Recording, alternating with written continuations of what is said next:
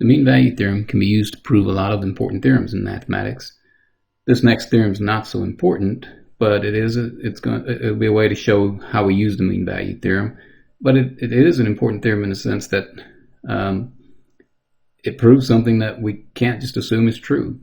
Now, it looks like it should be true. It says if you have a function whose derivative is always zero, that's what this is saying in the hypothesis, then it makes sense that the function should be a constant function.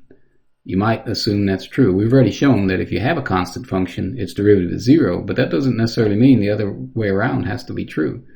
There are lots of weird math functions out there that I've seen created in my time of taking mathematics classes that have these weird properties. So, maybe somebody could create some weird combination of functions that has a derivative that's zero and it's not constant. Well, this theorem says you can't do that.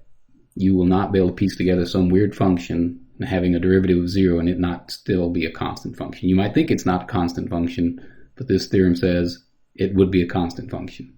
But let me just show you how we use the mean value theorem on this one.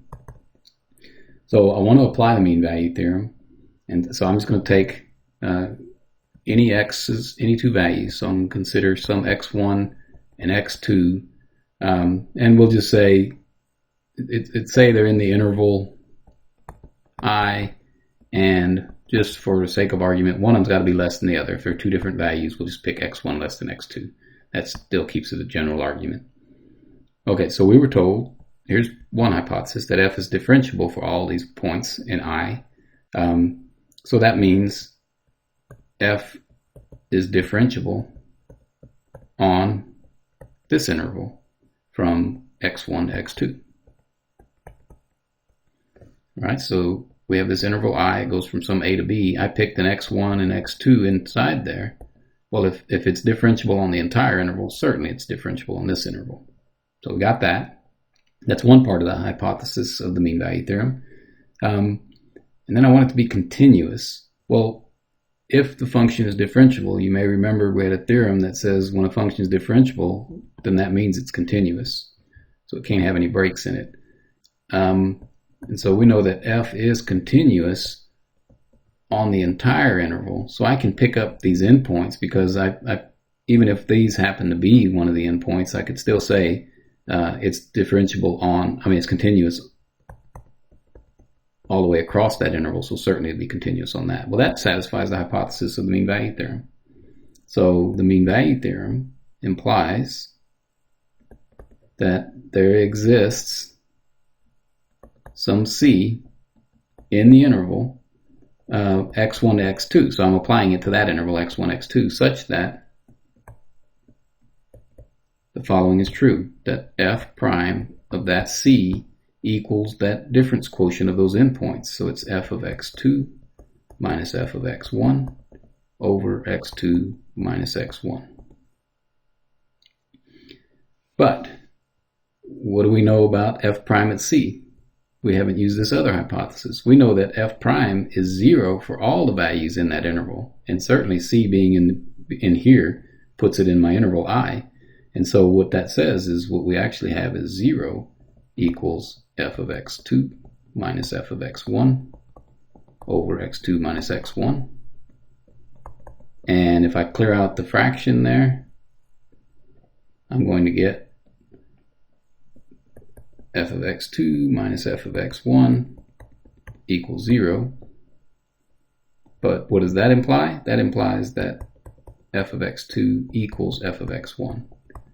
And that says that you pick any 2 points in that interval. And what I've shown for those 2 points is that they actually have the same y coordinate. And I did that generally. I picked any 2 points. I didn't specify one over the other. And they have to have the same y coordinate. Well, that means any 2 points, every set of 2 points, or all points, if you want to say it that way, all points in that interval have to have the same y coordinate. So that would mean f is constant. So nobody can create some weird function that has a derivative that's 0 that's not really a constant function. So as an example, let me skip down here. This function, not a weird function, sine squared plus cosine squared. We know already that's an identity that's going to equal 1. But I'll show you that you'll have one in homework that's a little weirder than this that you may not look at it and say, oh, that's obviously 1, but this one we know is 1. But I can show that the derivative of this is 0. So let's start there. 2, this is a chain rule, 2 times sine to the 1 times the derivative of sine, which is cosine. And then I have to use the chain rule on this. This is going to be 2 times cosine times the derivative of cosine, which is minus sine. And we can see that that's going to be 2 sine cosine, and this is going to be minus 2 sine cosine. So that derivative is 0. Well, we know that if your derivative, the theorem that we just stated says that if my function is 0, has a derivative that's 0 for any x, then this function has to be a constant. So this implies that f is constant. Now, what constant is it? Well, we already know it's 1, but how would I figure it out if I didn't know it was 1? I'd plug a value in and try to calculate. Well, the easiest one to plug in here would be to plug in 0. So I know that when I plug in 0, this is supposed to equal some constant. But when I plug in 0, it's going to tell me that I get sine squared of 0 plus cosine squared of 0. That is, my constant is going to equal 0 squared plus 1 squared. My constant is 1, which we already knew, that this really is always 1. You can call it a function all you want, but no matter what you plug in, you're always going to get 1. So that's the process of, if I've got some expression that looks like it's not a constant, but if it turns out its derivative is 0 for any x, then it is a constant. And then if I want to figure out what that constant is, I say f is a constant, and then I plug in a value and solve. Well, I won't prove this one, but this actually extends what I just said above, that the derivative of a function being 0 means it's constant. This says that if two derivatives match, you have two different functions and they match when you take their derivative, that doesn't mean they're the same function, but it says that their difference has to be a constant. Or that says that they're almost the same, that they're equal to each other, just missing by a constant. So that's saying something like x squared versus g equaling x squared plus 1. You can see they have the same derivative, but they differ by a constant. So they can differ by some constant, but nothing else. I mean, they will have to essentially have the same structure. The x's that are involved have to be identical.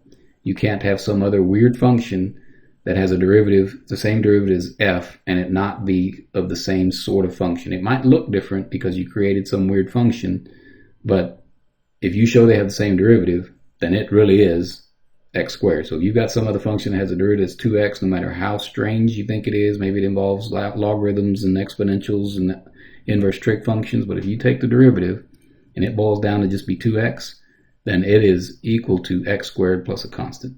That's what the corollary says. And all you have to do to prove this one, and I won't prove it, is you just define this function to be f of x minus g of x, and you apply the previous theorem. Well, the derivative of that's going to be 0 because of this condition here. And if that derivative is 0, then it equals a constant. So anyway, it's a very simple proof. That's why I call it a corollary. It follows directly from that theorem without much work. But that's an important result. We'll actually use this later in the course, the fact that if two functions have the same derivative, then they're really the same function up to an arbitrary constant. So that's the mean value theorem. If you take some more mathematics, you'll probably see it again. But if you don't take any more mathematics, hopefully you can appreciate the logic and the method of proof that we have to use sometimes in mathematics to be sure that everything's working properly.